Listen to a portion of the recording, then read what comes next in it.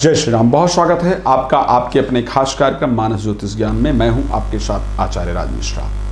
हमेशा हम आपके लिए जो भी ग्रहों का परिवर्तन होता है उसकी जानकारी लेकर के आते रहते हैं। आपको नई नई जानकारियां प्रदान करने का प्रतिदिन हमारा जो प्रयास है वो रहता है और ऐसे ही हम आपके लिए प्रयास करते रहें, यही भगवान से प्रार्थना है। आप लोग कार्यक्रम को ऐसे ही पसंद करते रहें, ये मेरी भगवान राम से प्रार्थना है। तो चैनल को सब्सक्राइब करके जय श्री राम लिखना बिल्कुल ना भूलिए। जब भी आप बात करना चाहते हैं आप मुझसे बात कर सकते हैं। मंगल का राशि परिवर्तन होने जा रहा है 21 तारीख को। आप लोग जानते हैं 21 अक्टूबर को मंगल जो है वो राशि परिवर्तन करने जा रहे हैं। मंगल अब जाएंगे तुला राशि में। अभी तक मंगल का जो गोचर था वो कन्या राशि के अंतर्गत था, बुध के घर में था। अब शुक्र के घर में मंगल का जो परिवर्तन है होने जा रहा है। वैसे शुक्र के घर में अगर मंगल का परिवर्तन देखा जाए तो बहुत बेहतरीन परिवर्तन नहीं कहा जाता है। शुक्र मंगल का समावेश भी अपने आप में एक बेहतरीन समावेश नहीं कहा जाता है, एक अच्छा संयोग नहीं कहा जाता है। और मंगल अगर शुक्र के घर में गोचर करने जा रहे हैं तो ये भी अपने आप में एक बहुत अच्छा संयोग नहीं कहा जाएगा। तो किस प्रकार का लेकिन प्रभाव, और मंगल का प्रभाव आप लोग जानते ही हैं कि बहुत सारे चीज़ों पर बहुत बदलाव लेकर के आता है। जो लोग प्रॉपर्टी से रिलेटेड काम करते हैं मंगल का परिवर्तन उनके लिए बहुत बदलाव लेकर के आता है। जिन लोगों का मशीनरी से संबंधित है मंगल का परिवर्तन उनके लिए भी बहुत कुछ बदलाव लेकर के आता है।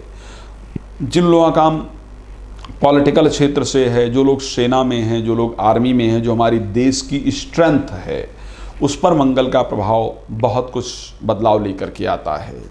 या हम अगर बात करें जिनका ईंट का काम है, जिनका ट्रेनिंग का काम है, जिनका जिम इत्यादि का काम है, उनके जीवन में मंगल का जो परिवर्तन है वो बहुत बड़ा परिवर्तन लेकर के आता है। तो आखिर इसका परिवर्तन क्या प्रभाव आप लोगों के जीवन पर लेकर के आएगा, मुझे लगा इसकी जानकारी आप लोगों को ज़रूर हमें देनी चाहिए। तो हम उसकी जानकारी लेकर के आपके सामने हाजिर हैं। मंगल शुक्र के घर में परिवर्तन करेंगे। अब क्या प्रभाव होगा, हम बात करें यदि राशि मेष के लिए। मेष राशि के दर्शक विशेष रूप से ध्यान रखेंगे, मंगल का परिवर्तन आपके अंदर क्रोध पैदा करेगा, आपके अंदर टकराव पैदा करेगा, आपका मान सम्मान निश्चित रूप से बढ़ाएगा, इसमें कोई दो राय नहीं है। लेकिन मतभेद, टकराव और भ्रांत धारणाएं का मतलब होता है कि जो है नहीं उसमें भी हमारी भ्रांति पैदा होना, उसको कहते हैं भ्रांत धारणा। जो चीज़ें चल नहीं रही हैं जीवन में उसके प्रति भी हमारी भ्रांति पैदा करना हमारे लिए नुकसानदायक है। तो मंगल का जो गोचर करीब करीब आपकी वहाँ पर रहने वाला है वो आपके लिए बहुत बेहतरीन नहीं रहेगा। टकराव से आपको बचने की आवश्यकता होगी, शंका इत्यादि से बचने की आवश्यकता होगी, चाहे वो परिवार को लेकर के देखा जाए, चाहे कार्य क्षेत्र को लेकर के देखा जाए, चाहे दोस्तों में लेकर के देखा जाए। इस प्रकार की परिस्थितियों में बचने की आवश्यकता होगी। मंगल आपको उत्साही बनाएगा, मंगल आपको आक्रामक बनाएगा, मंगल आपको संघर्ष प्रिय बनाएगा। झगड़ा इत्यादि का जो स्वभाव है वो मंगल देता है, तो अपने आप को झगड़ा लड़ाई इत्यादि से बचाने की आवश्यकता होगी। उत्साह के कारण कार्य में आप लगते हैं लेकिन बहुत सोच समझ करके प्लानिंग के साथ चलेंगे तो आपके लिए फ़ायदेमंद होगा। बात करेंगे अगर हम वृष के लिए मंगल की परिस्थिति को उठा करके देखते हैं कि वृष के लिए द्वितीय भाव के स्वामी मंगल बनते हैं और सप्तम भाव के स्वामी बनते हैं और छठे भाव में आकर के मंगल गोचर करेंगे। सप्तम भाव के स्वामी का छठे भाव में गोचर करना, द्वितीय भाव के स्वामी का छठे भाव में गोचर करना, यह स्पष्ट रूप से दिखाता है कि पारिवारिक टकराव भी आपके साथ उत्पन्न होंगी, धन का व्यय होगा। जीवन साथी के साथ पारिवारिक टकराव होने के कारण जीवन साथी के साथ कलह कलेश उत्पन्न होगा और रिश्ते को करीब करीब तोड़ने वाले कागार पर मंगल लाने का प्रयास करेंगे। तो आपको यहाँ पर सावधान रहने की आवश्यकता है। वृष राशि के लिए मंगल का परिवर्तन बहुत सुंदर नहीं है। मिथुन राशि के लिए जब मंगल को देखते हैं करीब करीब 11वें भाव के स्वामी बनते हैं और 11वें भाव के साथ साथ अगर देखा जाए तो छठे भाव के स्वामी बनते हैं और पंचम भाव में आकर के गोचर करेंगे। 11वें और छठे भाव के स्वामी का पंचम भाव में आकर के गोचर करना, एक तो शेयर मार्केट, लॉटरी, सट्टा इत्यादि के क्षेत्र से आपको अच्छे धन की वृद्धि करता हुआ दिखाई दे रहा है। लेकिन क्योंकि उसके साथ छठे भाव के स्वामी का पंचम भाव में गोचर करना, दोस्तों की तरफ से धोखा, दोस्तों से टकराव, जो महिलाएं स्पेशली प्रेग्नेंट हैं उनकी प्रेगनेंसी को मिसकैरेज वगैरह में कन्वर्ट करना, ये मंगल का काम है। पेट में अल्सर इत्यादि की समस्या, पेट में फोड़ा इत्यादि की समस्या मंगल के कारण उत्पन्न हो सकती है। दिमाग अधिकतम गर्म रहेगा, तो यहाँ पर सावधानी की आवश्यकता है। अगर हम बात करें यहाँ पर कर्क राशि के जातक जातिका के लिए, कर्क राशि के लिए अगर हम मंगल की बात करते हैं तो एक तो मंगल कर्क के लिए एकादश भाव के स्वामी बनते हैं, और दूसरा अगर हम देखते हैं तो मंगल यहाँ पर पंचम भाव के स्वामी बनते हैं। पंचम भाव के और एकादश भाव के स्वामी होकर के चतुर्थ भाव में जाकर के गोचर करेंगे। ये परिस्थिति अपने आप में एक अच्छी परिस्थिति है।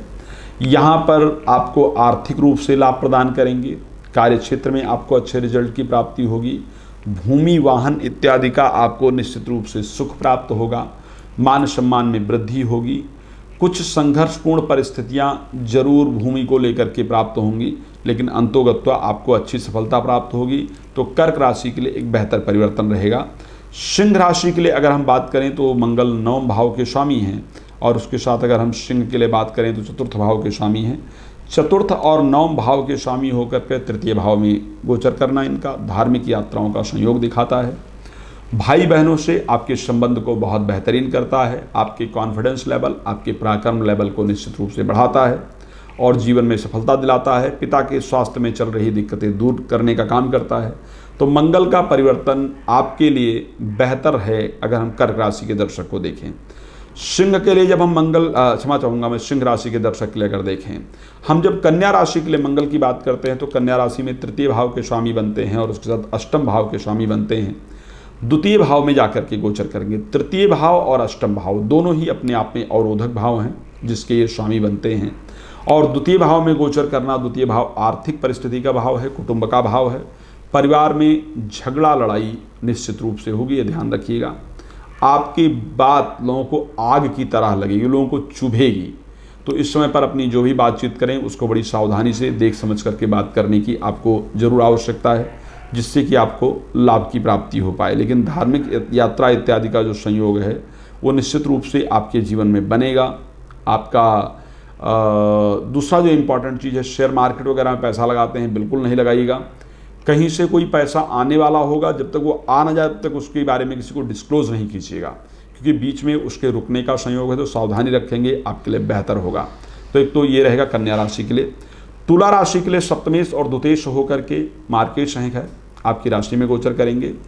मंगल का आपकी राशि में गोचर करना मतभेद, टकराव, भ्रांत धारणाएं, लोगों से बिना बात के मतभेद, कोई लॉजिक नहीं है। ठीक है, किसी चीज़ पर अगर बात चल रही है तो मुझे अगर कोई कह रहा है कि भैया मेरा गधा आगे तुम्हारा घोड़ा पीछे, तो मान लेने में क्या जाता है, मानना ही तो है। इस कारण से मतभेद और टकराव से आपको बचना होगा। भ्रांत धारणाएं, शंका इत्यादि करने से आपको निश्चित रूप से बदलना होगा। मंगल एक उत्साही ग्रह है, तो अत्यधिक उत्साह और अत्यधिक आक्रामकता से आपको बचना होगा। जातक आपकी कार्य शक्ति को बढ़ाता है और अपने कार्य शक्ति का प्रयोग कीजिएगा। बड़े मनमुटाव कार्य क्षेत्र इत्यादि में देगा तो उसको कंट्रोल करने की आवश्यकता है। तो तुला राशि के लिए इस प्रकार का परिवर्तन रहेगा। वृश्चिक क्योंकि खुद के राशि के स्वामी हैं और उसके साथ खष्ठेश हैं, द्वादश भाव में जाकर के गोचर करना स्वास्थ्य की दृष्टि से बहुत अच्छा नहीं है। स्वास्थ्य आपका खराब रहेगा। कोर्ट कचहरी संबंधित मामले आपको परेशान करेंगे, लेकिन विदेश यात्राएं करना चाहते हैं तो उसके लिए किया गया प्रयास आपका सफलता देने वाला होगा। धनु राशि के लिए द्वादश भाव के स्वामी हैं, पंचम भाव के स्वामी हैं, गोचर करेंगे एकादश भाव के अंतर्गत। पंचमेश का और द्वादशेश का पंचमेश का और द्वादशेश का एकादश भाव में गोचर करना अपने आप में लाभप्रद है। शेयर मार्केट वगैरह में पैसा लगाना चाहते हैं लगाएंगे। प्रेम संबंध को मैरिज में कन्वर्ट करना चाहते हैं उसके चांसेस हैं। प्रेमी प्रेमिका प्रेम का इजहार अगर करना चाहते हैं तो निश्चित रूप से करें, ये माह आपके लिए बेहतर है। मकर राशि के लिए चौथे भाव के स्वामी होकर के 11वें भाव के स्वामी होकर के 10वें भाव में जाकर के गोचर करेंगे। नौकरी दिलाने वाला होगा। ये संयोग जो है वो नौकरी दिलाने वाला संयोग कहा जाता है। कार्य क्षेत्र में चल रही दिक्कतें आपकी दूर होती हुई दिख रही हैं, लेकिन ध्यान रखिएगा निठल्लापन से दूर होइएगा, आलस्य नहीं कीजिएगा। मंगल कहता है पूरी प्लानिंग के साथ आगे बढ़ो। संघर्षपूर्ण परिस्थितियां बनाएगा, आपका कार्य क्षेत्र में आसानी से नहीं देगा। तो संघर्ष करते हुए, मेहनत करते हुए, प्लानिंग के साथ आगे बढ़ेंगे तो मंगल आपको बहुत अच्छा रिजल्ट देगा, आपके लिए बेहतर है। कुंभ राशि के लिए तृतीय भाव के स्वामी हैं मंगल, और अगर देखा जाए उसके साथ तृतीय भाव के साथ स्वामी होने के साथ 9th हाउस जो है, जिसको हम नवम भाव कहते हैं, कुंभ राशि के लिए अगर हम बात करते हैं तो तृतीय के साथ साथ 10वें भाव के स्वामी मंगल बनते हैं। और जो मंगल का गोचर रहेगा वो 9th हाउस के अंतर्गत रहेगा। तृतीयेश का और 9th हाउस के स्वामी, 10वें भाव के स्वामी का गोचर इस प्रकार आपके लिए अच्छी परिस्थिति लेकर के आ रहा है। कार्य क्षेत्र में उन्नति, धन लाभ इत्यादि आपको प्राप्त होती हुई दिख रही, तो मंगल का गोचर आपके लिए बेहतर होगा।